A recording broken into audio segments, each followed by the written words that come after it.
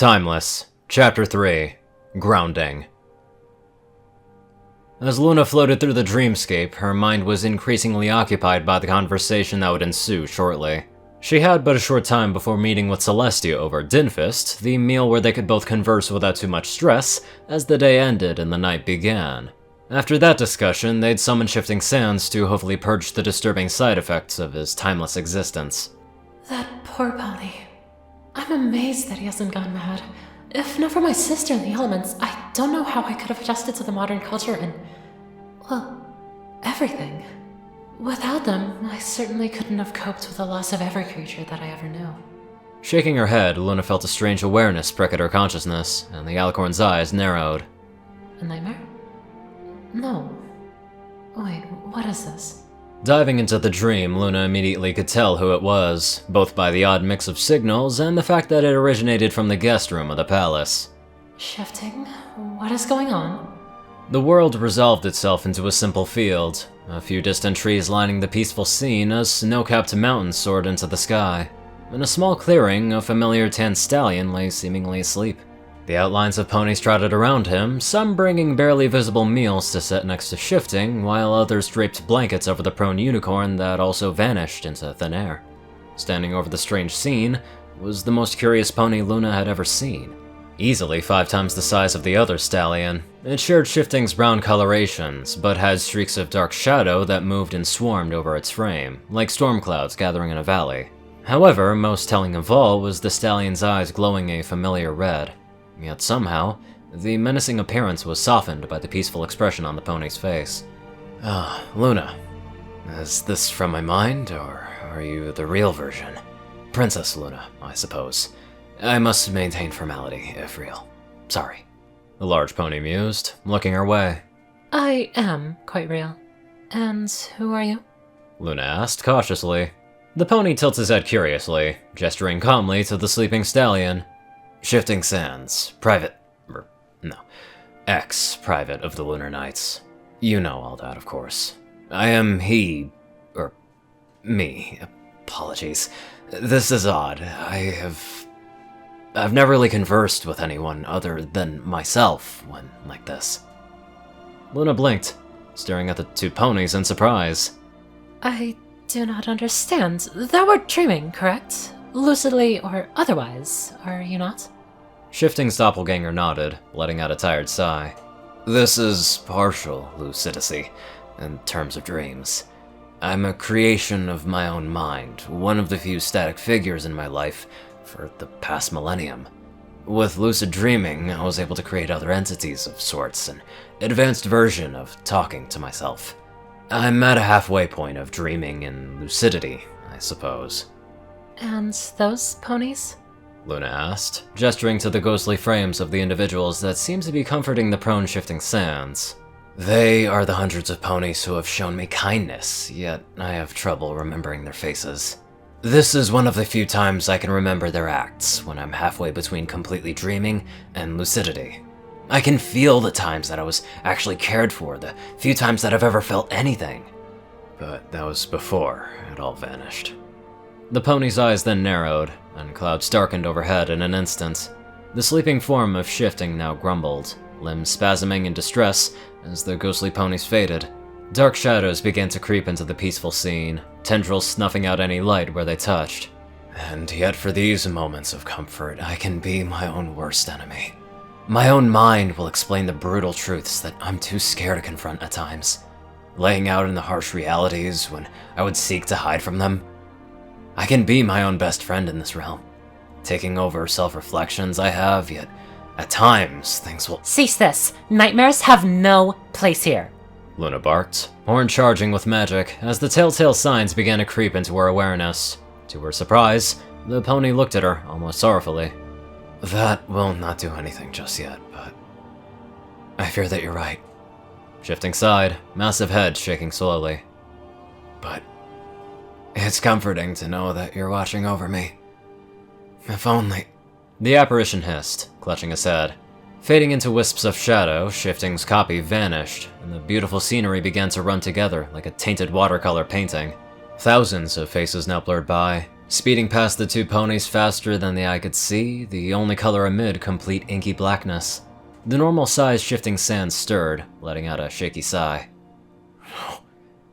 No, Shifting whispered, now sitting up and watching all the faces merge together into a multicolored stream that was without shape or form.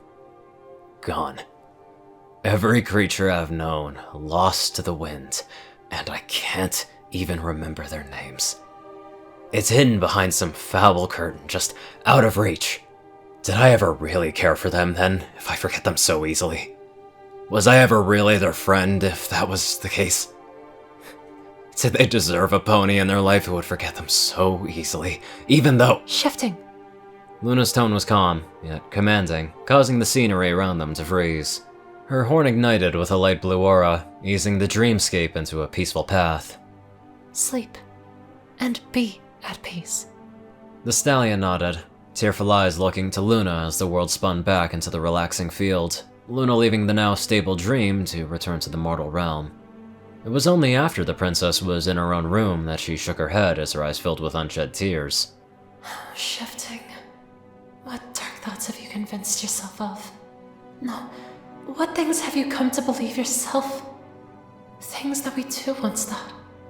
Levering herself upright, Luna meandered down the hall, catching Celestia on her way to freshen up before their nightly meal. Lulu! I was just... Luna? Pressing her head against her sister's shoulder, Luna let out a sad breath.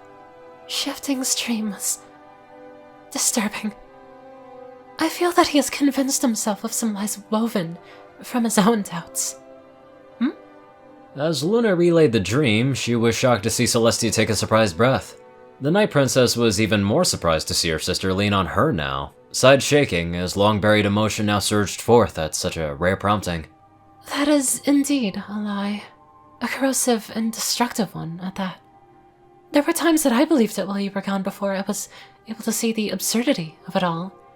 You helped with that the most. Those times that we talked after your return. Luna nodded, smiling gently. I remember. I too began to worry about the thought of it all.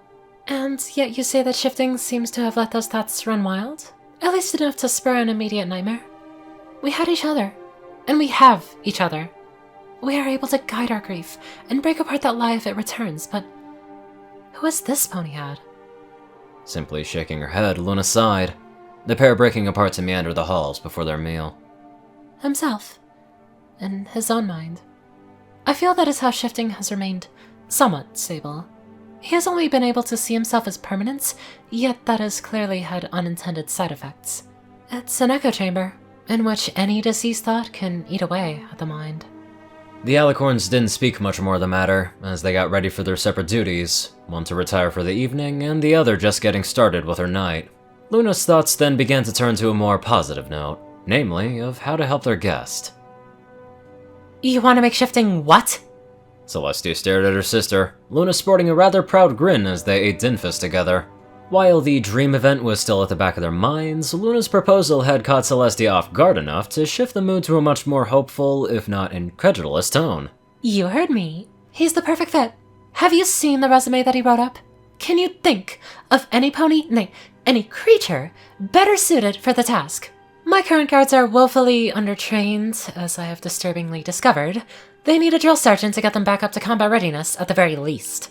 Luna replied, prompting a raised eyebrow from her sister. Oh, indeed. It seems in their traitorous attempts, my own captain of the guard neglected all other aspects in her deadly preparations. My guards have apparently been operating on autopilot, conducting their own training with mixed results.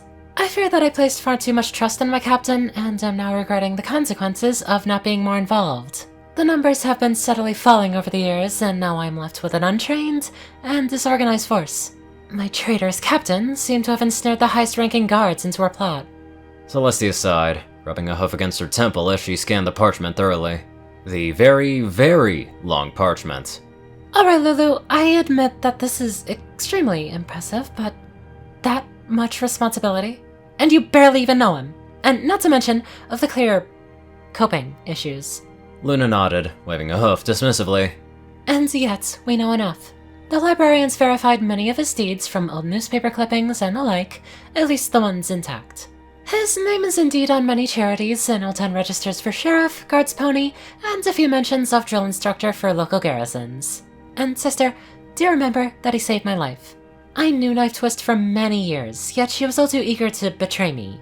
And besides, it isn't like we are starting him out with too much responsibility. Nay, a few basic tasks at first, especially with the trials besetting him for now. It will give him something to do, something familiar, and hopefully assist him in adjusting. The Solar Princess sighed, looking over the neatly drawn-up plan Luna had presented to her. This is quite a lengthy plan and has some rather lofty goals for this pony, Lulu, but what if he refuses? Luna shrugged, munching on a strawberry in thought. Then he is free to go. This is just a proposal, after all. One I think he will find most fitting. Shifting Sand said himself, he felt most alive when helping and defending ponies. Can you not think of a better fit? He clearly lacks the hesitation many guards have nowadays towards combat, and has the training experience born of hundreds of years. We will of course try the grounding spell first, and progressively see what he desires from this plan after he adjusts for a time. Celestia let out a defeated breath, a slight smile on her features. If this is your decision, then I fully support it. It also makes sense to me now why you didn't ask him to renounce his ancient lunar night vows. And no, don't think I missed that detail. Celestia chuckled, and then nodded slowly. I'm wondering if they're gonna give Shifting Sands the Captain of the Lunar Guard rank, or maybe another one? Either way, it's gonna be interesting to see. Anywho, let's get on to our Celestial and Lunar donators. Top donators: TacoCat598, Peter Coulthard, J Tinman, Darkside, Ponyman, and Gauntlet. CourierCruz CI, Strix, Zar630, Narwhals, Raiden, Black Moonheart, Drake Lovedragon, Dauspo, Delta Omega, RuneScyther9852, Hunter Norman, Austin Roland, Dash of Evergreen, Rhynie Dragonwolf, Secret Moon, Tal Rasha, The Toilet Snake, Sword Brethren Mordred, Ronin Wandering, Endrai63, Random Person Man Guy, Easy, Jack Hedge, Sky Uchiha, Leslie Prickett, Jordan Peterson, Crimson Kitsune 9, Lightskin, Monster Kitty, Starlight Glimmer, Lightning Blitz, Squiddy Boy, David E. Sanchez, Soul Dragon, Gaggy, Trey, Shadow Drake, Joe Piercy, Alex F, Rainbow Dash, Teal'c Anderson, TV Killer, John Becker, Leon Reynolds, Raven Speedster, Zach Arakau, Mystery CU, Edgar Garcia, One Kingdom 1, Nissa Rusan, Vazuri, Dyslexic Character Sheets, Just a Random Boy, Hotdrick Plincart, A Crazy Person, Ponyman365, Daniel Beck, 6 of 9, and Shyfire. Thank you all so much for watching this video, and live life to the fullest.